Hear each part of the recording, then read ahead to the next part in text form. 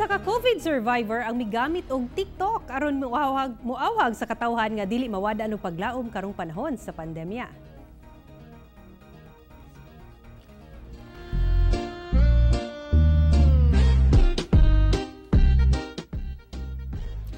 Kini ang paagi ni Tito Espiritu Santo kinsa usa ka COVID-19 survivor aron awhagon ang tanan nga magpadayon sa pakigbisog bisan sa pandemya.